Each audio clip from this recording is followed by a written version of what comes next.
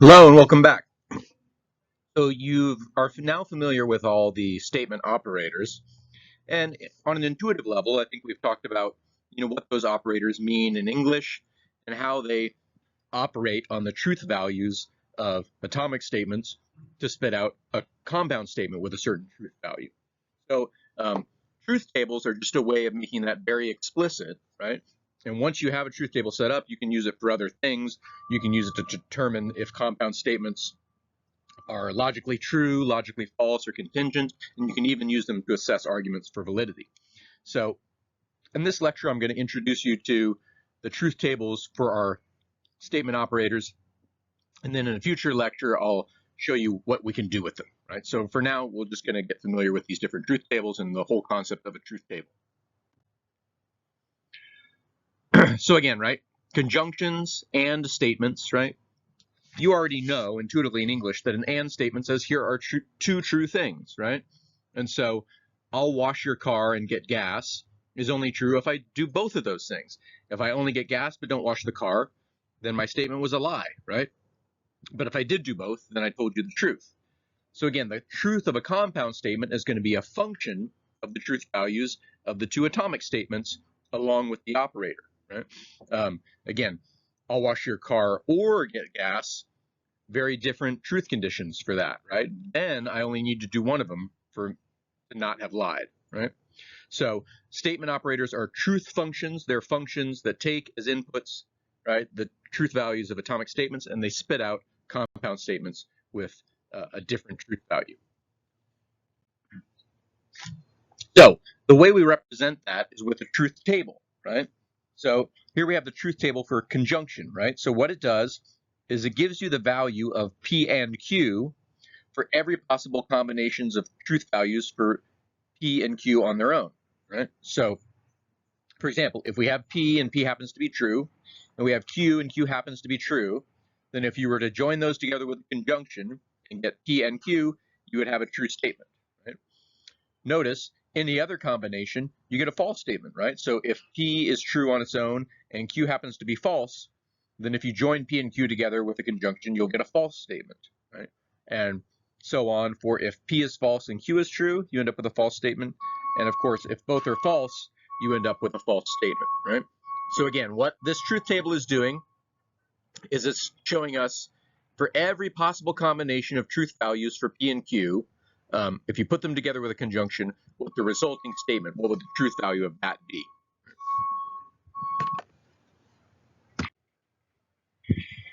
Here's the truth table for disjunction, and you'll notice it's different. So it's set up in the same way, right?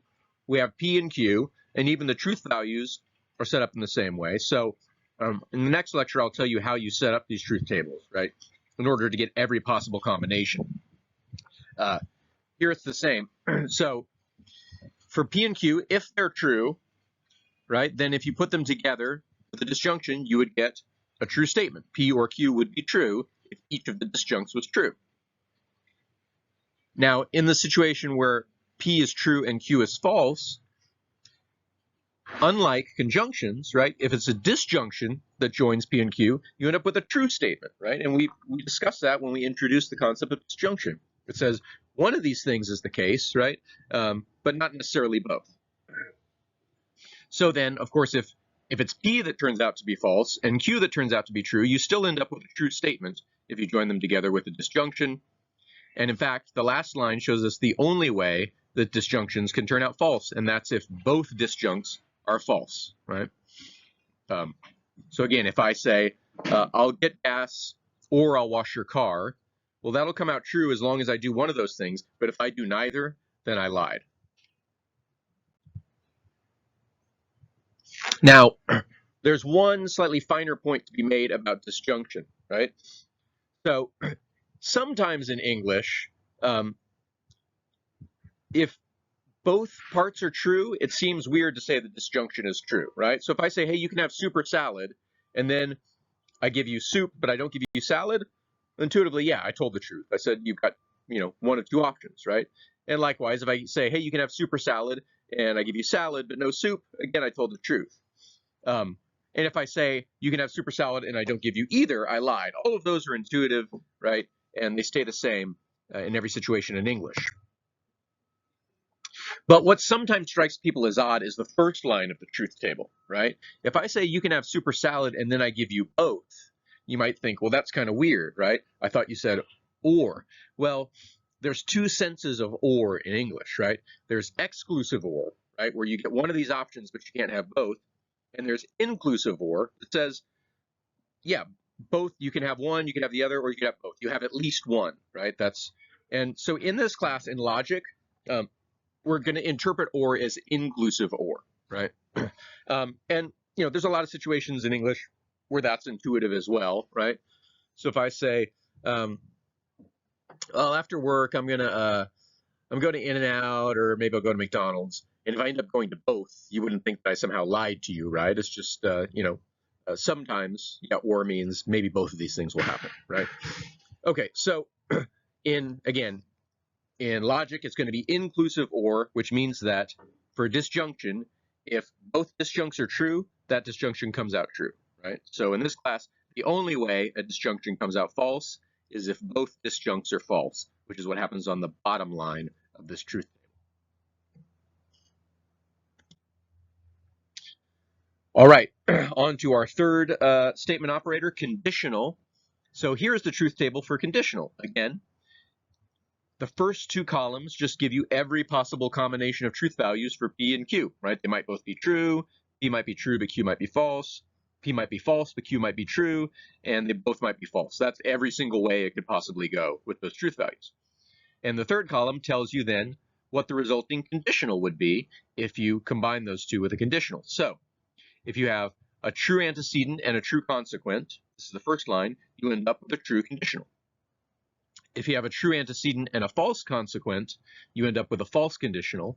And in every other situation, it comes out true. So whenever there's a false antecedent, right, whether the consequent is true or false, you end up with a true conditional. So let's work through that in a little more detail. Most of it is pretty intuitive. There's really only one line that sometimes throws people a little bit. So suppose I say, if you clean your room, you can have a cookie, right? I say it to a 5-year-old or something like that. Okay, let's suppose I say that, and then you do clean your room, and I do give you a cookie. Well, yeah, I told the truth, right? That conditional is true. And if you clean your room, but I don't give you a cookie, well, then I lied to you, right? If you clean your room, then you have a cookie. It's promising a cookie so long as the antecedent is satisfied, right? So that's intuitive as well. That's line 2, right? Now, let's look down to the fourth line, right? If you don't clean your room and I don't give you a cookie, intuitively that's also true, right? You didn't clean your room, so sorry, no cookies, right? But what strikes people as odd sometimes is line 3, right? What if you don't clean your room, but I give you a cookie anyway? Did I originally lie, right?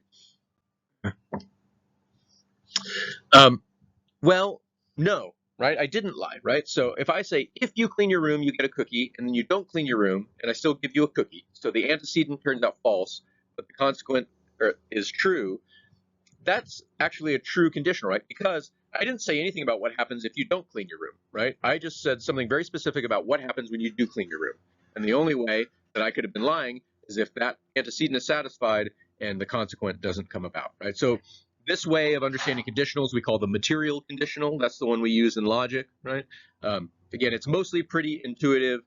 Just that third line, get used to the fact that if the antecedent is false and the consequent is true, the conditional still comes out true. All right, here is the truth table for biconditional. So basically, overall, what it's saying is if the truth values of the two biconditionals, right, P and Q, match, then it comes out true. If they don't match, it comes out false. So suppose instead of the conditional, I give you a biconditional, you will get a cookie if and only if you clean your room. So if I say you will get a cookie if and only if you clean your room, right? Let's suppose you clean your room and I give you a cookie. That's line 1. Yeah, I didn't lie, right? I told you the truth. Suppose you clean your room and I don't give you a cookie, then I did lie to you, right? Just like the conditional. But here with the biconditional, if you don't clean your room and I do give you a cookie, I also lied, right? Because in addition to the if, there was an only if, right? So I said cleaning your room is a necessary condition for getting a cookie, right? And then finally, if you don't clean your room and you don't get a cookie, yeah, that was then what I said was true. I said you get a cookie if and only if you clean your room.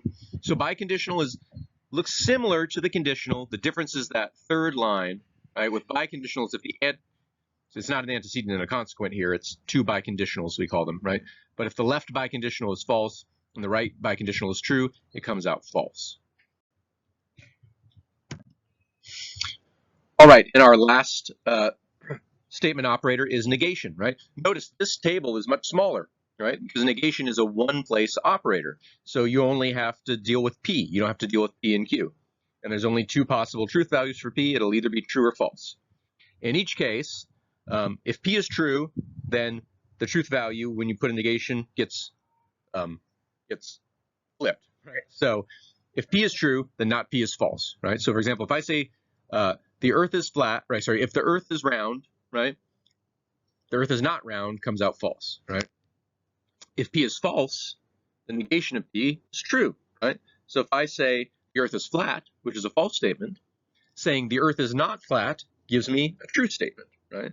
So hopefully that's intuitive. That's just what not means. It says whatever you said, the opposite is the case. So truth values, it just flips them from true to false and false to true. So that is right, all of the truth tables for the statement operators. This lecture came out relatively short on purpose, right? Because I want you to stop here and go back and memorize these truth tables, right? You can't really get by with just having them on notes somewhere, or having to check your lecture slides. I mean, I'm going to say this over and over again in this course, right? Because it's true for a lot of concepts. You have to not only sort of like read through the text and see me talk about it and understand it when I say it, you also have to have it in your brain, in your bones, right? So practice, learn these truth tables, be able to draw them out on your own, right? Without notes, from scratch. And once you've got that skill down, right, once you've got them locked down, then we're going to learn how to do stuff with truth tables. So if I give you just a statement, right, a big compound statement, it might be really complicated, like P then Q, then S or T, right, something like that. You'll be able to use a truth table to determine whether this statement is logically true, logically false, or what we call contingent, where it could be true or it could be false, depending on the truth values of the atomic statements. We'll also be able to determine whether an argument is valid by taking all the premises and the conclusion, right, and seeing if it's possible for the premises to be true and the conclusion false. So before we can get to that, you got to learn these truth tables, right? Get them in your brain, lock them down, and then we'll start using them with the next lecture. See you then.